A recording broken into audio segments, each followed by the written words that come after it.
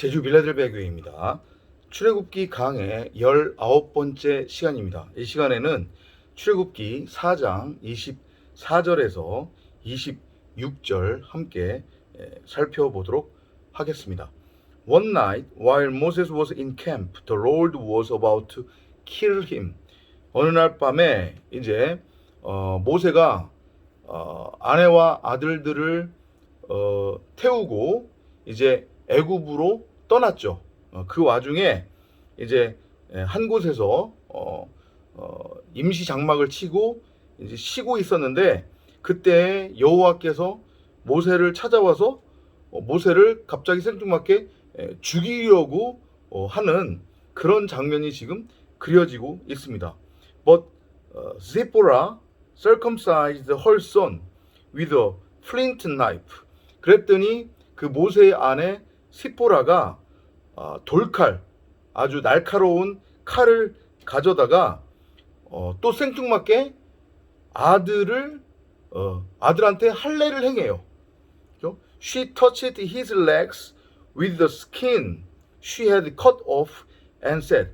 여기서 그대로 이제 영어 성경을 번역을 하자고 하면 그녀가 그의 다리를 자른 표피, 그 할례를 행한 거잖아요. 지금 그 표피를 가져다가 대었다라고 이렇게 돼 있는데 여기서 사실은 보면 문맥상 봤을 때 이 그의 다리가 아들을 가리키는 건지 아니면은 모세를 가리키는 건지 사실은 정확하게 알 수 없어요. 문맥상 봤을 때 이건 의미적으로 우리가 이해를 해야 되는데 제가 설명을 드리도록 하겠습니다. 마저 다 살펴본 후에 그러면서 시포라가 뭐라고 말을 하냐면 My dear son, 내 사랑하는 아들아, this blood will protect you. 이 피가 너를 구원할 것이다 라고 얘기해요. 그러니까 여기서도 마찬가지로 지금 우리말에는 당신은 내 피난편이다 이렇게 번역이 되어 있는데 지금 영어 성경에서는 내 아들아 라고 또 이렇게 표현을 한단 말이죠. So the Lord did not harm Moses. 그렇게 했더니 여호와께서 모세에게 해를 가하지 않으셨대요. Then Zipporah said. 그러고 나니까 시포라가 말하기를 Yes, my dear, you are safe because of this circumcision. 내 사랑하는, 그러니까 여기도 좀 my dear라고 하는 것만 놓고 봐서는 이게 도대체 모세를 가리키는 건지 아들을 가리키는 건지 정확하게 지금 알 수가 없잖아요. 그죠? 내 사랑하는 자야, 이 할례로 말미암아 너가 이제 안전하다, 구원받았다. 그러니까 너물 월 얘기하는 거예요. 6월절. 지금 이 장면은 다소 생뚱맞게 지금 느껴질 수 있는데 어떻게 연결해서 이해를 하셔야 되냐면 그 앞전에서 여호와께서 애굽으로 떠나야 하는 모세를 찾아오셔서 뭐라고 다시 한번 말씀을 하셨냐면 애굽에 가면 바로 왕에게 가서 내 말을 전해라. 응? 내 백성 내 이스라엘을 놓아주어라. 그러면 그들이 광야로 가서 우리 말에는 3일 길을 가서 나를 예배하리라. 이렇게 여호와께서 말씀하셨죠. 그런데 너가 내 말을 듣지 않을 거야. 그래서 그로 말미암아 내가 내 아들부터 시작해가지고 애굽의 모든 장자를 죽일 거야. 그리고 그러고 나면 너가 내 백성들을 놓아줄 거다. 너가 놓아주는 내 백성, 내 이스라엘은 나의 장자야. 이렇게 말씀을 하시는데 그거하고 연결된 부분이란 말이에요. 이 부분을 그렇게 이해를 하셔야 이게 내용이 이해가 돼요. 결국은 뭐냐면 6월절 어린 양을 통한 장자 이스라엘 그리스도의 구원과 탄생을 지금 얘기하고 있는 거예요. 그 애굽은 뭘로 이해하면 된다고 했어요? 애굽은 바로 나의 옛사람, 옛모습, 겉사람을 뜻해요. 동산 중앙에 있었던 그 생명나무를 내 멋대로 선악과로 보고 나도 하나님처럼 될 수 있다. 나도 하나님이다. 라고 스스로 여기는 그 나. 율법의 예수로서의 그 나. 그 내가 애굽이고 그 바로 애굽왕 바로가 나란 말이에요. 옛사람으로서의 나. 선과 악이라고 하는 율법에 매여 있는 그 나. 그 예수. 근데 결국은 그 바로왕, 세상왕으로 왔던 그 예수, 그 율법의 예수는 결국은 하나님의 아들이란 말이에요. 여러분이나 저가. 그런데 그 율법의 예수, 세상왕으로 온 그 존재는 죽어야 돼요. 그래야 비로소 하나님의 아들 그리스도로, 진짜 하나님의 아들 장자로, 온전한 11조로 우리가 태어날 수 있단 말이에요. 그 말씀을 이 앞전에서 이미 말씀하셨죠. 그죠? 바로왕, 그 바로왕의 아들. 그러니까 결국은 여러분이나 저란 말이에요. 율법의 예수. 그 내가 죽고 장자니까. 그죠? 그래서 예수가 온 이스라엘을 대표해서 하나님께 11조로 드려진 거잖아요. 같은 얘기를 하고 계신 거예요, 지금.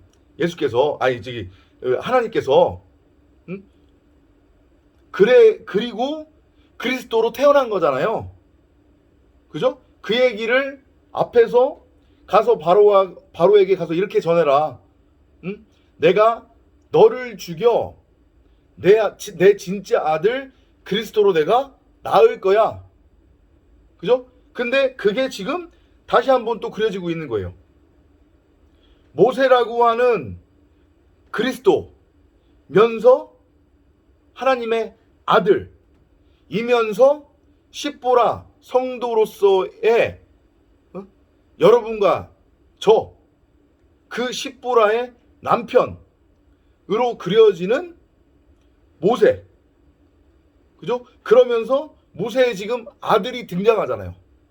그죠? 그러면 나는 십보라로서 그리스도의 남편으로서 나는 예수라고 하는 남편이 아닌 그리스도라고 하는 남편이 있어야 되는 거예요, 나한테. 그죠? 그러니까 그 그리스도라고 하는 남편과 내가 하나가 되려면 어떻게 돼야 되는 거냐면 그 전에 율법으로서의 그 예수, 그 남편은 죽어야 되는 거예요. 이해되시죠? 그죠? 그리고 또 한편으로는 내가 진짜 남편, 그리스도라고 하는 남편을 얻기 위해서는 아들이 죽어야 되는 거예요. 장자로서의 아들이. 이해되시죠? 그러니까 그 똑같은 그림을 이렇게도 설명하고 저렇게도 설명하는 거예요.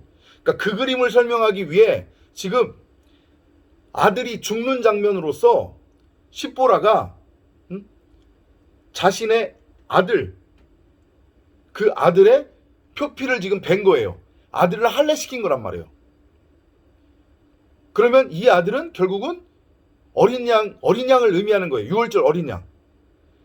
그리고 그 할례로 말미암아, 그 피로 말미암아 그 피를 모세에게 갖다 댄 거예요.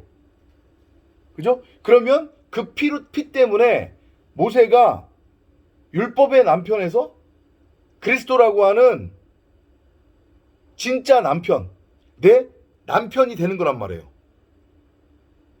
근데 그 남편과 내가 이제 하나가 되는 거니까 결국은 내가 아들을 낳게 될 산자의 어미가 되는 거잖아요. 그러니까 결국은 그 유월절 어린 양으로 말미암아 내가 진짜 신랑을 얻는 거기도 하지만 결국에는 내가 아들을 낳게 되는 그런 모양이 되는 거잖아요. 그 그림이 지금 십보라가 아들에게 할례를 행했고 그 아들에게 행한 그 할례, 그 표피, 그 피를 가져다가 모세에게 댔더니 모세가 그 피로 말미암아 어떻게 되는 거예요? 살아난 거잖아요. 죽지 않고. 그리고 그것으로 인해서 십보라라고 하는 성도, 여러분이나 저, 신부, 우리가 진짜 남편 모세 그리스도를 얻게 되는 거고, 그리고 그로 인해서 우리가 진짜 아들을 낳는 산자의 어미가 되는 거죠. 그 그림이 지금 그려지고 있는 거예요. 그래서 우리말로는 맨 마지막에 그 4장 26절에서 우리말로는 어떻게 번역이 됐어요? 당신은 내 피남편이다. 그 의미인 거예요. 그 유월절 어린 양의 피로 말미암아 내가 진짜 남편을 얻게 된 거고 아들을 갖게 된 거니까. 이해되시나요? 요 그림이 출애굽기 4장 24절부터 26절까지 그려지고 있는 그림이란 말이에요. 그러니까 하나님이 앞에 22절, 23절에서 어떻게 이스라엘 백성들이 이집트에서 나오게 되는지를 설명하셨잖아요. 그죠? 바로 장자 아들의 희생을 통한 구원을 말씀하시는 거란 말이에요. 구원을 설명하셨단 말이에요. 유월절 어린 양으로 인한 구원. 그런데 그것을 지금 24절부터 26절까지 한 번 더 설명을 해주시는 것으로 이해를 하면 돼요.